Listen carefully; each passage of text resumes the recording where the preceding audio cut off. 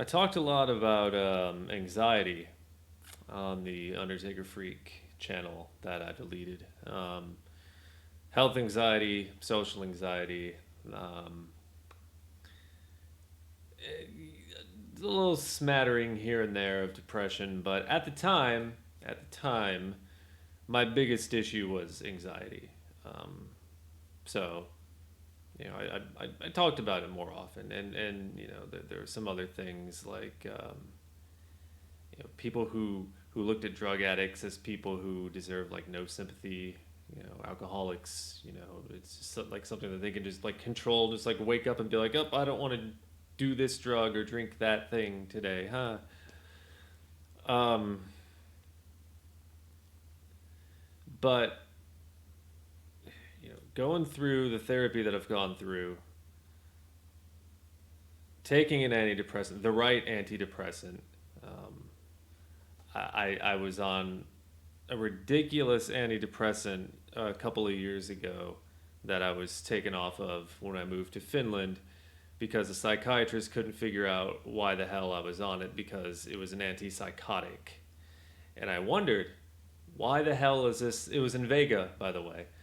And I wondered, why the hell is this not doing anything to me? And more importantly, I just quit taking it and I felt nothing. It's because it was the wrong goddamn medicine. Now I'm on the right medication.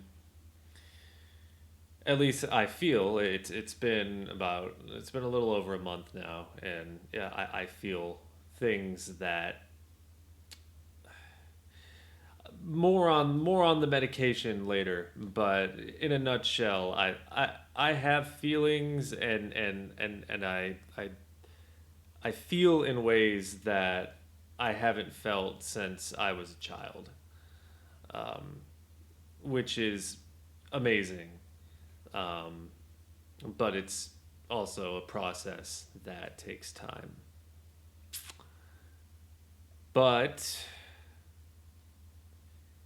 going through therapy and, and being on the medication, it made me realize I've been depressed for a long, long, long time. And probably going back to my teenage years and all the stuff that was happening to me in my teenage years with, my father going to prison and testifying at his trial. I mean, that shit is just like so surreal. I was on a stand and people staring at me, and some fucking school decided to have a field trip that day. And, you know, I was sitting there and I'm in a Red Wings jersey. I didn't have a suit even. And I was living in Texas. My life is so weird and it's so strange. And now I'm in Finland. In Finland. Those were trying times. Living with my father, very trying times. Hearing from his mouth that, or at least, JPay. It's a website where you talk to prison inmates, and yeah, hearing officially for the first time ever that you know,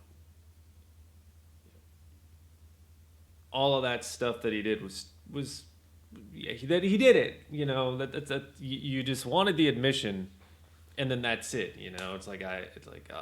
If I could just get the one thing out of your lips is that all the shit you did to me and my family, just cop to it all. Whatever the reasoning you have, cool, but just cop to it instead of all these bullshit excuses. And then, ooh, you begin to look inward and you realize that your whole life, much like his, is just one big bullshit fucking excuse. I didn't mean to be an asshole, but this was going on and that was going on. Oh, I didn't mean to throw the controller or break the TV or get really angry and upset for just no fucking reason whatsoever. I didn't mean to raise my voice when there was no reason to raise my voice whatsoever, but I did. And I did it for years and years and years. I got into so many worthless, petty fights with people on the internet and in real life. And the ones in real life, the internet ones, they matter. But the ones in real life, I mean,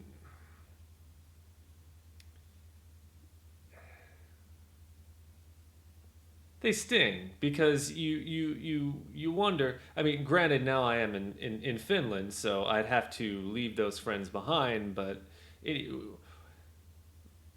that's how I used to rationalize pushing people away because I moved so many times in my life, and I would have to leave friends behind, and then the next year I'd leave friends behind, and then my freshman year of high school, leave those friends behind. I left my sophomore friends behind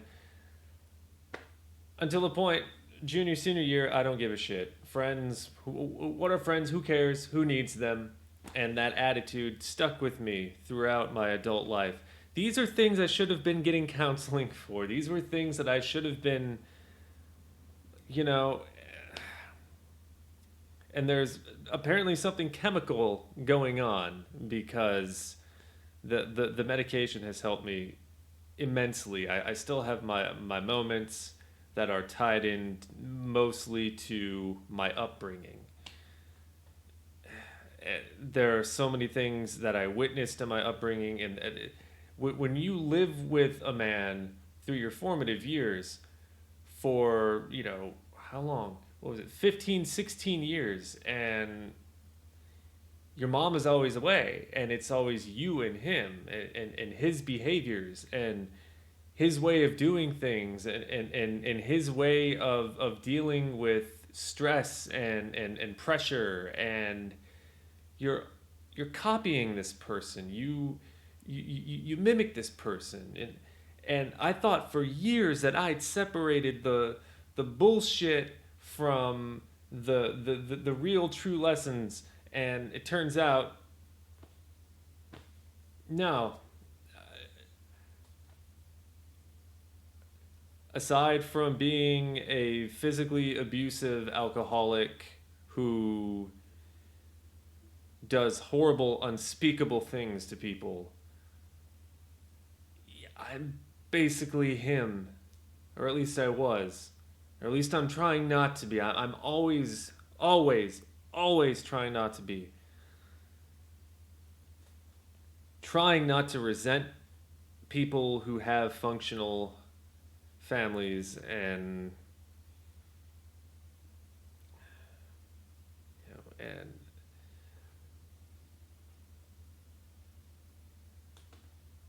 it took a lot of pain and a lot of sorrow and a lot of grief on myself and a lot of other people for me to get to the point where I dropped my bullshit rationalization for not trying medication, which was always, oh, I've tried all these medications. I was guinea pigged, which I was. I was guinea pigged when I was 7 years old on all sorts of ADHD medication to the point where I couldn't sleep, and they had to put me on something to get me to sleep at night. Some of these medications would make me puke, like Strattera. I wonder often, so often, if any of that stuff had anything to do with the way that I turned out. Aside from my dad and all that stuff.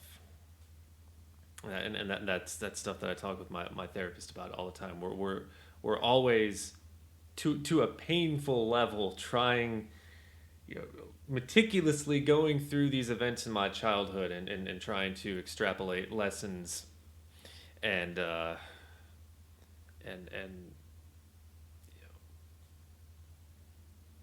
God, I can't think of the right word off the top of my head. I'm semi-stoned. And that's something else I'm also grateful for.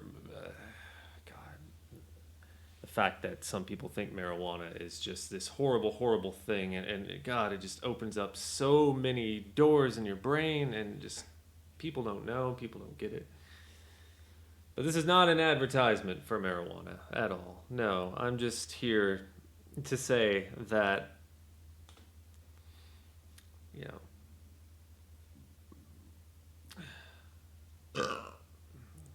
and belch.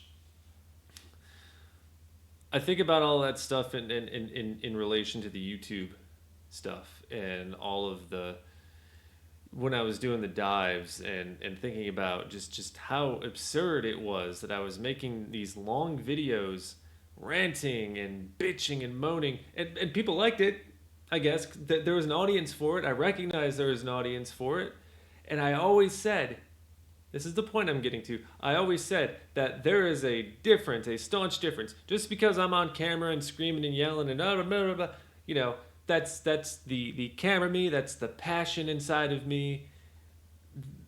Off camera, and to an extent that's true, but I think the ranting thing that I was doing was I always saw it as this is how I vent. This is how I get my frustrations out.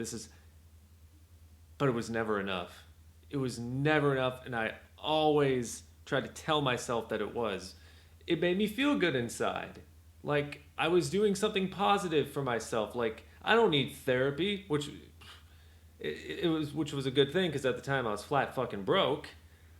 But I don't need therapy. I got this channel and I got the feedback from the people. But I think back on that, and even then, it's like they don't know it, and it's not their fault. It's my fault. But they're enabling me by saying, "Oh, I love it when you get really mad and I love it when you tear into this YouTuber who's just on YouTube trying to have a good time and just even if his content is utter fucking shit, utter shit, they're just trying to have a good time and here I am. Blah blah blah blah blah blah. That was the darkness inside of me. All those years. It wasn't enough because I still had a miserable personal life. Not always caused by me. A lot of times, yes.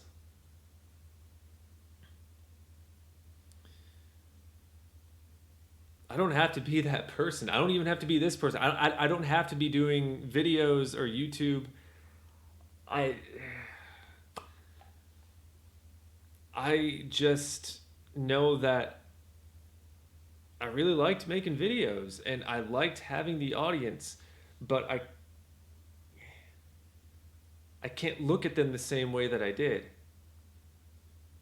10 years ago or even 5 years ago. Hell, I can't even look at them the same way as when I moved to Finland and I was making all those videos. Hey guys, I'm in Finland. Here's all this Finnish stuff, which maybe I should try again, with a little less snark and arrogance. Maybe I could try that series again that I had going. Oh my God, what was I talking about? I was just checking how much time I've.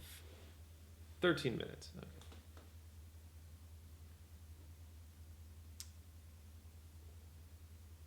Oh yeah, right. So, I could just stop and do a cut and then, but I'm not. I'm just gonna. This is raw, unfiltered stuff. Yes. So I can't look at like it's like what is my reason for being here is the point. Like do I want to keep doing this stuff and leave myself vulnerable to people who will weaponize these things against me, and I don't think I necessarily have to. But then again, it's kind of immaterial when you put the little bit of time you spent on YouTube and the little tiny footprint you made, the little tiny footprint, and you push that up against all of those years that you were just so angry. And it's like, it's half my life. it's more than half my life that I've just felt this anger inside of me. And there have been like so precious few people in this world who have been able to quell that fire within me, and have been able and been patient enough with me to understand that I am neurotypical with a capital fucking N. I mean, take your pick. The Asperger's, ADHD. Not that I define myself by these things, but and depressed and anxious. But then I also learned through therapy that ADHD and depression and anxiety, those things are kind of like joined together. And that kind of blew my mind when it was put to me that way. I never thought to connect ADHD and depression, or even my high functioning autism and depression. I always thought more along the lines of anxiety with my autism, because of, sounds and stimuli and stuff like that. But there have been precious few people in my life who have been able to understand and who have been there for me and continue to be there for me. And some people of whom I have failed and do not deserve. But they recognize that I'm trying, and that's all I can ask. In the end, is that there's a recognition that I am trying. And when it comes to this channel, despite the positive memories and a huge slew of really negative memories, and seeing it as I do now, just the sounding board for an adolescent or a young adult who really should have been in some kind of therapy. I was in no therapy in my 20s ever. I was in a little bit of counseling, but not the kind of therapy I'm doing now. That guy that a lot of you watched needed to be in therapy badly. And you got to give the devil their due. Damien, if any of you are familiar with Damien, yeah, he was right. And I feel no shame in admitting that. I don't even, all the past is the past, and that's what a lot of what I'm focusing on. That's a big theme of that, is that, okay, yeah, I fucked up a lot in the past. Now, how do I learn from that? How do I make amends? And if you make amends and people don't buy it, or if they don't want it, how do you move on? So when I think back on a lot of that Damien stuff, the pettiness and just some of the but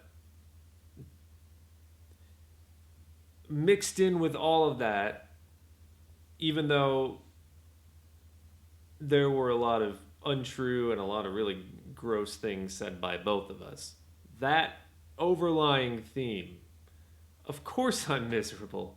I'm sitting here on YouTube in a comment section arguing whatever the fuck, talking to my ex, who's for some reason like back to spread a bunch of crap and say this and say that, and then go away again for 9 months and then pop up out of nowhere. I'm spending precious time telling these people that my life is better and things are going great, and I'm spending precious time blah blah blah, blah, fuck you, blah, blah, blah, fuck this, fuck that, blah. Of course I was miserable. Of course I was, and of course I was not going to admit it, because pride would not allow it. And pride is an extremely bitterly hard thing to swallow. And it has been for me. That became really obvious to me in the 4 years that I've been married. Being married has been one of the biggest challenges in my life, but I'm so happy that it's a challenge that I face, and I'm happy it's a challenge that I still continue to face because it's making me a better person. She makes me a better person, period. And that's the end of that. And it's taken a lot of hard lessons, we'll say. You know, whether it's the arguments or not seeing one another for a week or two because either I'm going to the hotel or she's going to the hotel, or if it's her confronting me with what the kids call a truth bomb that I'm just too prideful to swallow. Like, she is the one who pushed me into therapy. Okay, no. That sounds. Who made me realize, along with an incident with somebody, that I really, really, really need to get my cognitive shit together. She helped me realize that if I didn't do something, that I was probably going to self-destruct. And she's the reason I'm here. You know, she's the reason I'm in Finland, a place that with 4 years of time has revealed a lot of its warts, but overall I'd much rather be here. Not because I feel any special kinship with Finland. I don't care about borders. I don't give a shit about the concept of borders or any of that stuff. Cultures are cool. They're fun to learn about, but I don't think you should be forced into them. What was I even just saying? Yeah, my wife. Yeah, she's great and she's amazing, and she's such a better person than me, and she's so much better of a person than I think even she knows. So yeah, but I think she knows. I think she does. What's the point of this video? Why am I doing this? Why did I ever do it in the past? Why did I do it when I was talking about my father in the Father's Day video? Why did I do it when I was talking about, you know, a lying, cheating ex? Why did I do it when? Because I did it, and because I wanted to see what it would feel like, and it felt good. I am so sorry to anybody who has ever had to endure a shitty insult or some sort of pseudo argument. Anyone who looked up to me. I know with the Undertaker freak, I'd get messages all the time. People said that they'd look up to me, and I'd get messages sometimes, and they'd say, yeah, I looked up to you, and then you did this, and now I don't. And I would just go, yeah, fuck you. Because, you know, it's like, I thought this thing I'm doing on YouTube, it's a silly, stupid thing, and if somebody wants to block me over it, whatever. But if it's a silly, stupid thing, why am I getting mad over a comment someone's leaving? Or why am I getting mad over, you know, a dislike button or bots or 4chan invading me? That was actually fun because it was so disorganized. But, like, you know, it's like you're not aware of the hypocrisy when you're...